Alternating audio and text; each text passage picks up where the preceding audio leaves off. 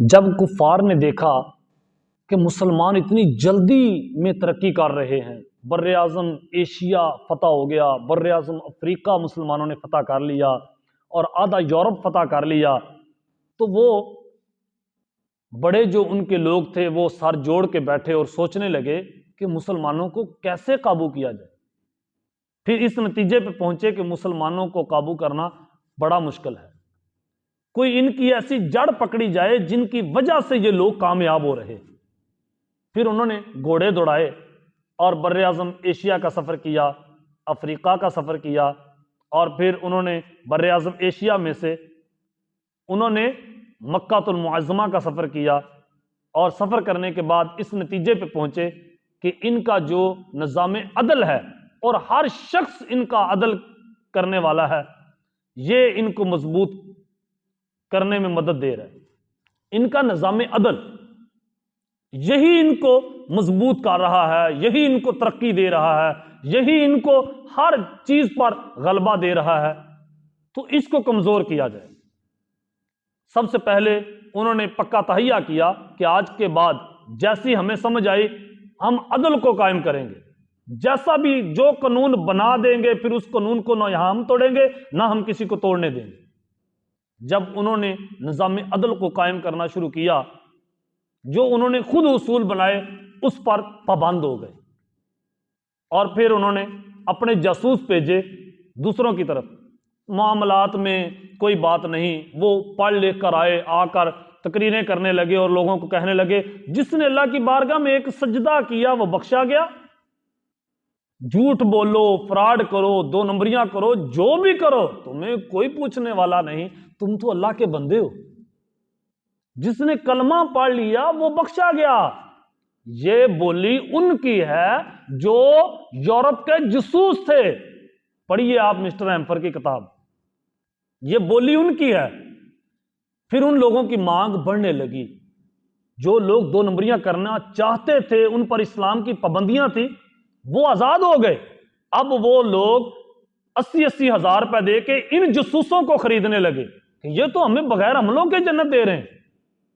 ان کو انہوں نے بلانا شروع کیا، پھر ایسی ہوا چلی کہ یہی لوگ پاپولر ہو گئے جو بغیر عملوں کے جنت دے رہے تھے۔ بس کلمہ پڑھو جنت لے جاؤ، بس کلمہ پڑھو۔ تو وہ 30 سپارے وہ ہم کہاں رکھیں؟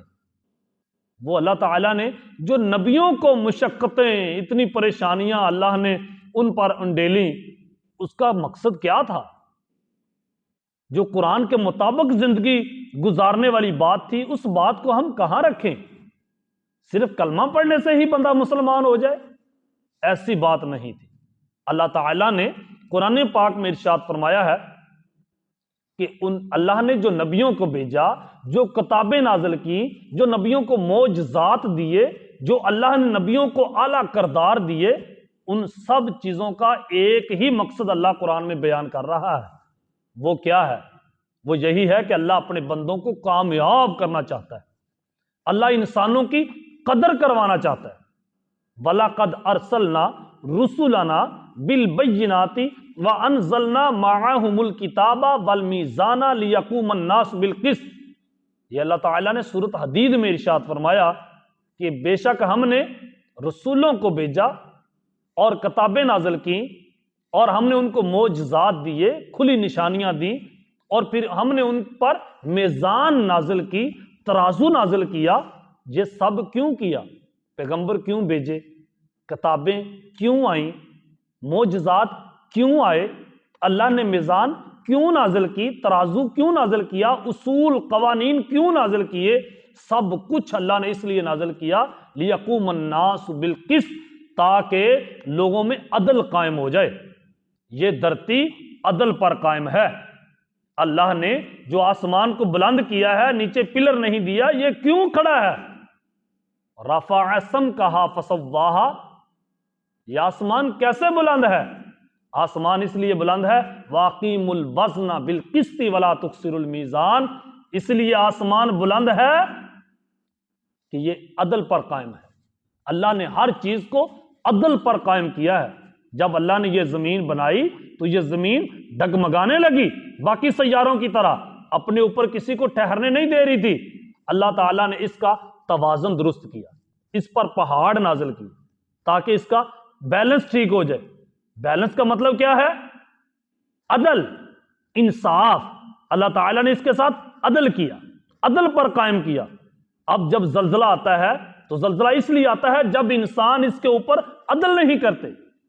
اسی لیے حضرت عمر فاروق رضی اللہ تعالی عنہ نے جب عدل کا نظام قائم کر دیا پھر زلزلہ آیا، پھر حضرت عمر نے وہی جملہ بولا، جب ایک سوٹا اٹھایا اور زمین پہ دے مارا اور فرمایا اب کوئی تجھ پر عمر نے ناانصافی کی ہے۔